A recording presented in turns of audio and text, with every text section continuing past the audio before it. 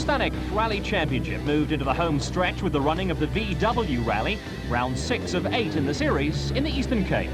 Postponed from earlier in the year because of a fire hazard in the Longmoor forests, the event started in Uitenhage, where sponsors Volkswagen have their manufacturing plant.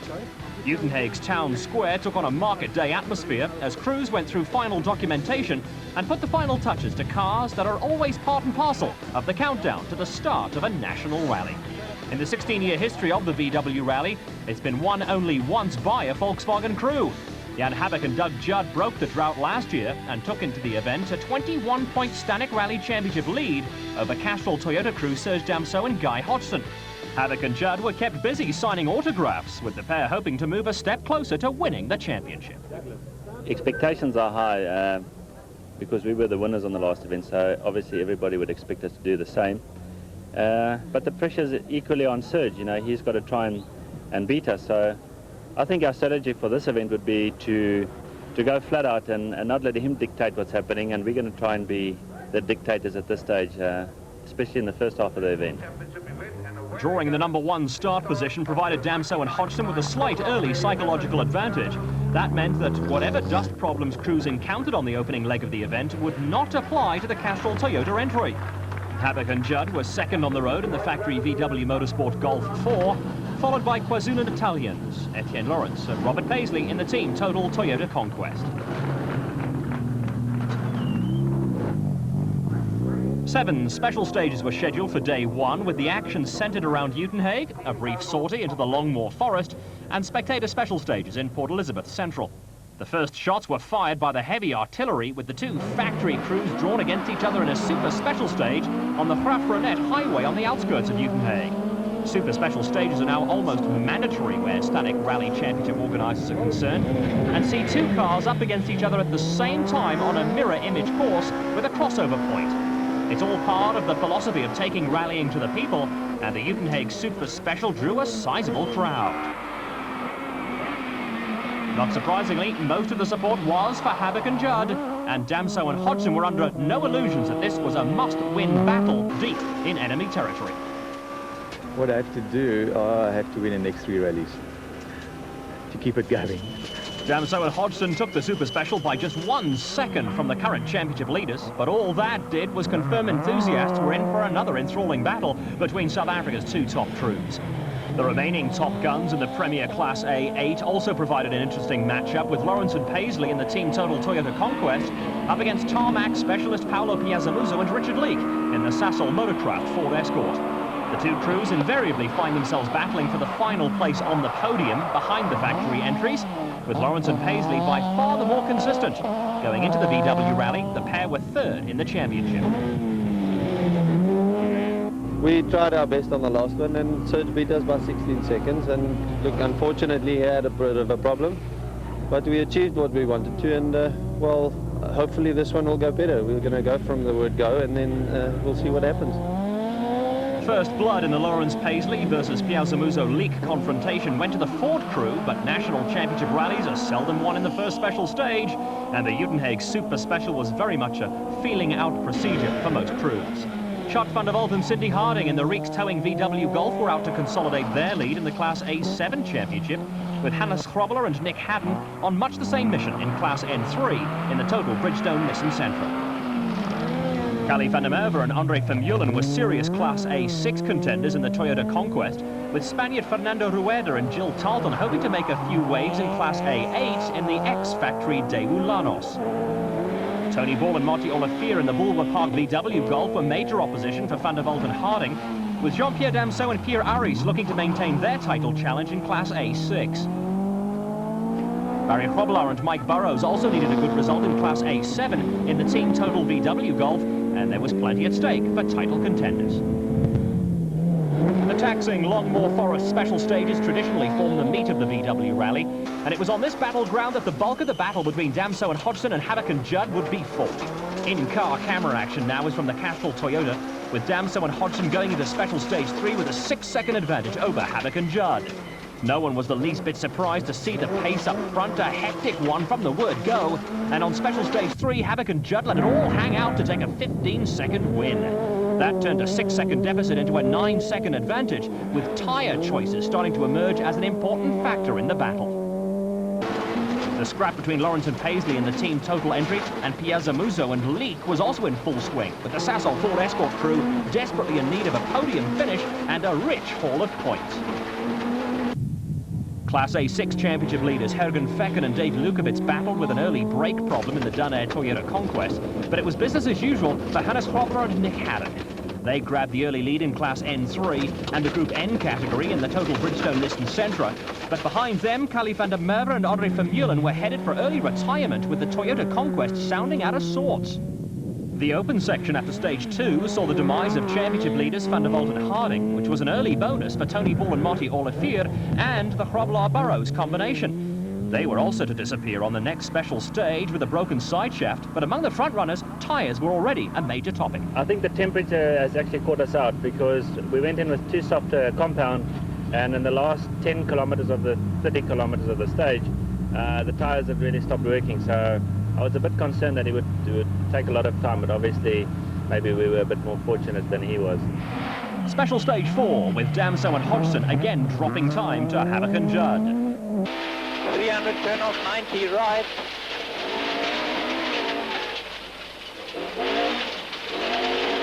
200, 100, turn off 90 right.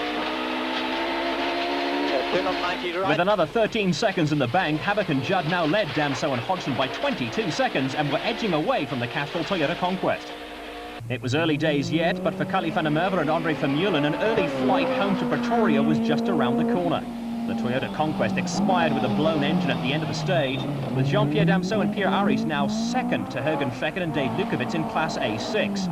Class N2 championship leaders Dean Saunders and Graham Hooper were playing catch-up after losing 2 minutes in special stage 3, while local crew Keith Coleman and Uwe Koch were going along merrily in familiar surroundings.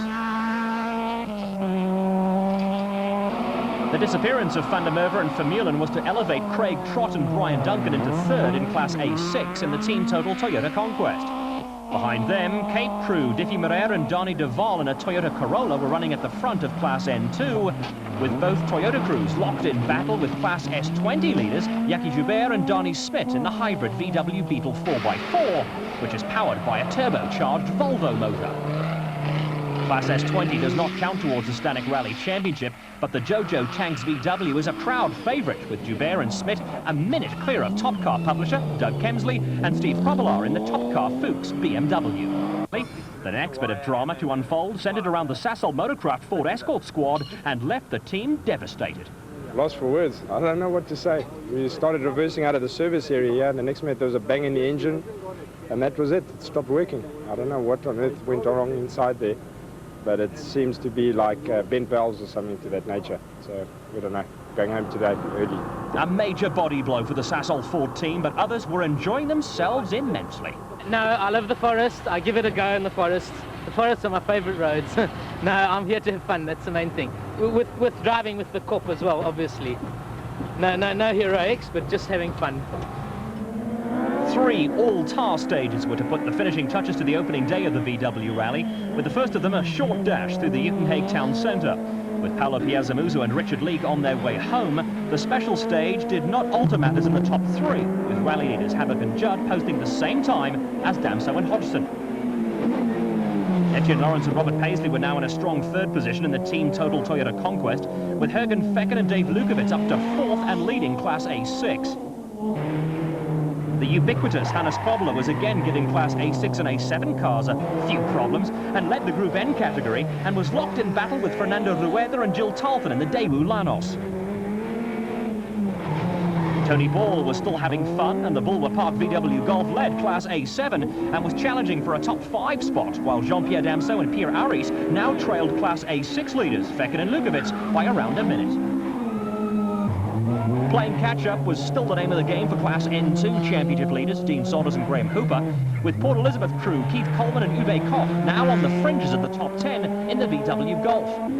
Cape crew Diffie Moreira and Donnie Duval had a firm grip on Class N2 in the Toyota Corolla, with another local pairing, Kees Klein and Johan Barnard, also keeping the local flag flying, with the team total VW Golf also on the fringes of that top 10. There was also plenty of action for the huge crowd, with the Joubert Smith VW Beetle an instant hit, with the pair still dominating Class S20.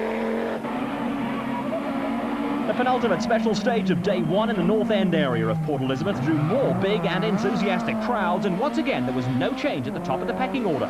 For the second special stage in a row, rally leaders Jan Habak and Doug Judd and closest challengers Serge Damso and Guy Hodgson posted exactly the same time. With the ever-present danger of clipping a curb or hitting some other obstacle, these special stages are not all that popular among the crews, but they're a huge hit with the rally enthusiasts. Jürgen Fecken and Dave Lukowitz were taking no chances in the Dun-Air Toyota Corolla, but there was the slightest of hiccups for Class N3 and Group N leaders Hannes Krobler and Nick Haddon. Tony Ball and Marty Olivier were having their best outing of the season in the Bulwer Park VW Golf and were firmly in control of Class A7. Behind them, Jean-Pierre Damso and Pierre Aris were chasing Fecken and Lukowitz, while Diffie Moreira and Donny DeVol still had a tight grip on Class N2, despite this time-consuming rendition of the handbrake turn tango. Port Elizabeth's docks provided for a colourful background, and after 7 of the 8 day 1 special stages, the gap between Habak and Judd and Damso and Hodgson was just over 20 seconds. The rally was at that moment delicately poised, but not everyone, including Serge Damso, was altogether happy with the day's proceedings. Firstly, we're having a lot of problem with the marshalling on this event, and the organisation hasn't been up to standard. So everything's been a bit unsettled. And at the moment we line about 23 seconds behind Habak, so I hope tomorrow we'll have a better run. A disaster for Damso and Hodgson in the final special stage saw the gap grow to 1 minute and 25 seconds. Lawrence and Paisley were now just 7 seconds behind the works crew, with the scene set for day 2 fireworks. An earlier start than normal on national events. The late drama in the final special stage of day 1 left Stanek Rally Championship leaders Jan Habak and Doug Judd a comfortable 85 seconds ahead of Serge Damso and Guy Hodgson, with crews heading into much the same territory as on day 1. Once again, the meat of the rally was in the Longmoor Forest, with a long and hot day ahead for the competitors. The opening special stage of the day provided for more drama and presented overnight leaders Jan Habak and Doug Judd with an early headache. The VW Motorsport Golf ran into brake problems on the way to the Longmoor Forests and went into the stage with no front brakes. Habak and Judd decided that discretion was the better part of valour, and this meant not pushing their luck in the special stage. It was a question of just how much time they would lose to Damso and Hodgson, who had no option but to throw caution to the wind. Victory on the VW Rally was a must for Damso and Hodgson, and the battle lines for the day were drawn when the Castrol Toyota crew took 31 seconds off Habak and Judd, and the gap was down to 54 seconds. Team total pair Etienne Lawrence and Robert Paisley started the day only 7 seconds behind Damso and Hodgson, and they decided to try and keep as much pressure as possible on the works car ahead of them. Try and keep the pressure on as much as I can, and then, you know, just try and hold position. Then, if that goes, stay in front of the guy in front of, at the back of me, and build up a lead, because you never know. You know, a puncture can put you out right at the end. That happened with us in the Allowell North Rally. While Lawrence and Paisley were in a pretty comfortable third place, a log jam was developing behind them. Class A6 leaders Jürgen Fecken and Dave Lukowitz in the Dun-Air Toyota Corolla were under pressure from Class A7 leaders Tony Ball and Marty Olivier in the Bulwer Park VW Golf.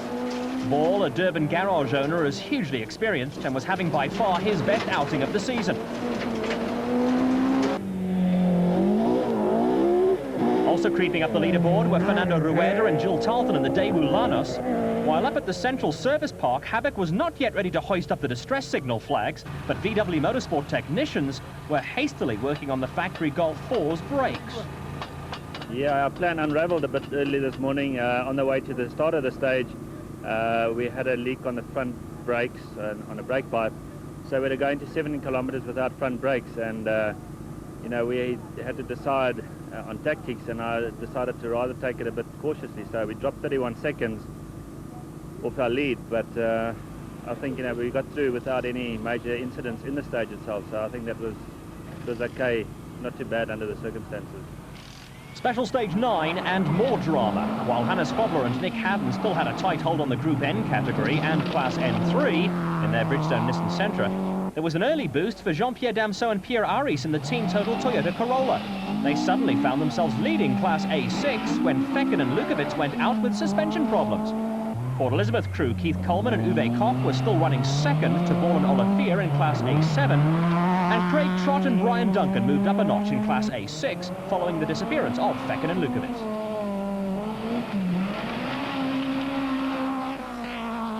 After missing the previous round of the Stanek Championship, Diffie Moreira and Dani de Vol were having an impressive run in the Toyota Corolla. They still led Class N2 by a comfortable margin. We're looking at a top 10 finish, and we're chasing after Coleman and Koch. Also having a good run were Cape driver Richard Behm and Ashley Hedeker in the Palbin Toyota Conquest, who were second in Class N2. Behind the Palbin Toyota, new Class S20 leaders Doug Kemsley and Steve Promelar in the top car Fuchs BMW were coming under pressure from an interesting VW Motorsport entry in the VW Player, which was also running in Class S20. Driven by the experienced husband and wife team of Ben and Isabel van der Westhuizen, the Player is in its development stages, with Volkswagen making full use of their own rally to evaluate the performance of this 1.6-litre 16-valve car, which was running like clockwork. Special Stage 9 also saw the demise of Gauteng crew Robin and David Goodman, who retired a very sick-sounding VW Golf. Cruising merrily along were National Championship rookies Mike Houghton and Brian Doherty, who were leading Class N1 in the Toy Spares Toyota Taz. While Houghton and Doherty were looking to protect a 100% finish record this season and score their first national victory, Ben van der Westhuizen was enthusing over the potential of the VW Player. Well, we're actually very pleased with the performance of the car at this stage. As you say, brand new, built in about 2 weeks' time. The car's staying together very well, and we're very impressed with the performance-wise, being a development car, seeing what's happening. We're actually very happy at this stage. Last stage we had a very good time. We were very close to the RSIs. Dean only took 3 seconds of us. We managed to beat the 16 valves, and we're actually very pleased at this stage with the performance. Special Stage 10 and rally leaders Jan Habak and Doug Judd were now under some serious pressure. Damso and Hodgson took another 18 seconds off them in Stage 9, and the lead was now down to 36 seconds. Into fourth, right of first road, 100. The VW Motorsport factory crew were now being troubled by excessive tyre wear on the long forest and mountain special stages.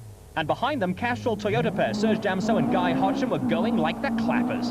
In just 2 special stages, they took 59 seconds off the overnight leaders, and another 14 seconds on Special Stage 10 brought the gap down to 22 seconds. The VW Rally had come alive, but behind the 2 factory cars, Etienne Lawrence and Robert Paisley had decided the pace up front was madness. They'd settled for a more conservative approach and a podium finish.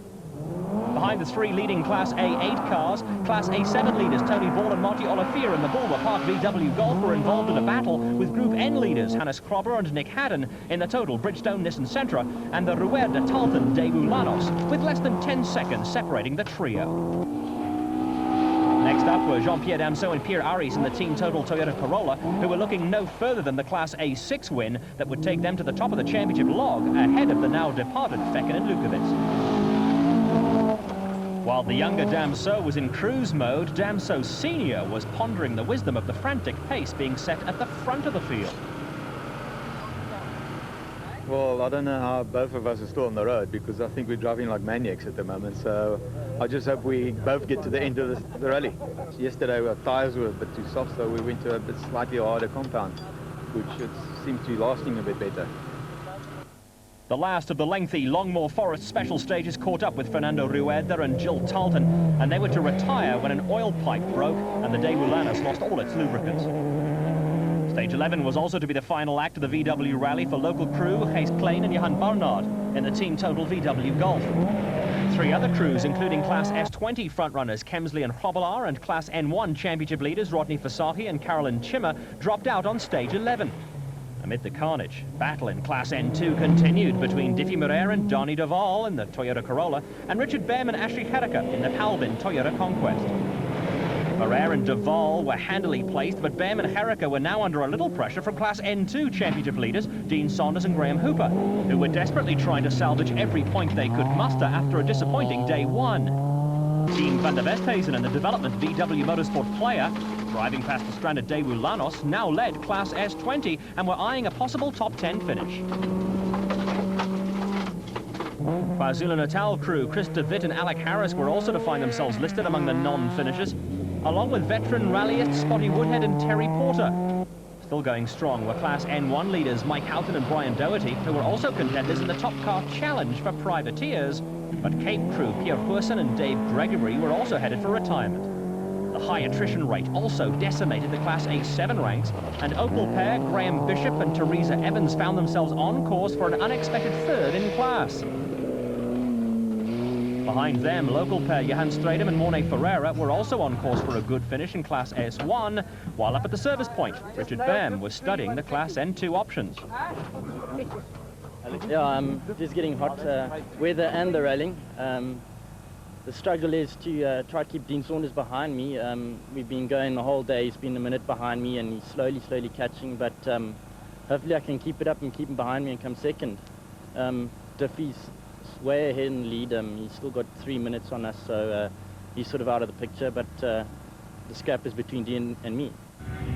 With their lead now down to only 9 seconds, Jan Habak and Doug Judd were delighted to say farewell to the Longmore Forests. And Special Stage 14, an all-tar affair back in Uitenhage, was the turning point of the rally. A gear selection problem suddenly surfaced for Castrol Toyota pair Serge Damso and Guy Hodgson and effectively snuffed out what had been a stirring fight back. The Castrol Toyota pair dropped 6 seconds to the VW Motorsport crew, and with only 2 short tar stages remaining, hopes of a dramatic win had disappeared.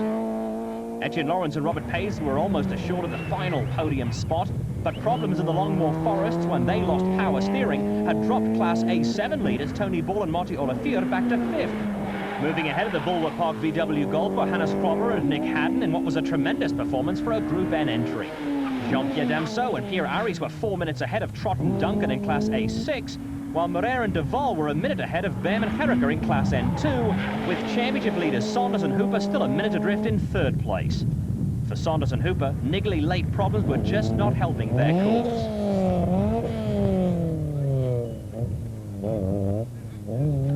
Under the guidance of track racing star Terry Moss, the Aldo Scribanti circuit in Port Elizabeth has undergone something of a facelift in recent months, with a 5-kilometre super special stage, the last real hope Serge Damso and Guy Hodgson had of sneaking a win via the back door. With a 15-second lead, Jan Habak and Doug Judd needed really only to keep the VW Motorsport Golf going to make sure of their 5th win in 6 outings in this year's Stanek Rally Championship. Before the start of the stage, both the VW and Castrol Toyota teams played a little cat-and-mouse game over tyre choices, but it was all really rather academic at this stage of the rally. Habak and Judd picked up another second on Damso and Hodgson, and with only a short spectator stage remaining at Kings Beach, it was all over by the shouting. The matchup between the Krobler-Haddon Group N Nissan and the Damso-Aris A6 Toyota was never going to produce fireworks. Taking full advantage of the absence of KwaZulu-Natal crew Cliff Blackman and Johan Klaassen, the ever-cheerful Krobler was quietly putting the finishing touches to a result that would cement championship leads in both the Group N and Class N3 categories.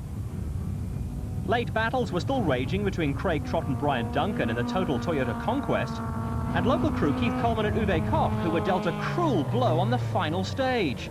They eventually had to push the VW Golf out of the stage, and in losing nearly 2 minutes, they dropped from 7th down to 9th, with Trott and Duncan picking up a late place or 2 in the Team Total Toyota Conquest. There was plenty of other entertainment for the huge crowd that packed Kings Beach, with 2 punctured tyres, a late blow for Class S20 winners Ben and Isabel van der Westhuizen in the VW Motorsport Player.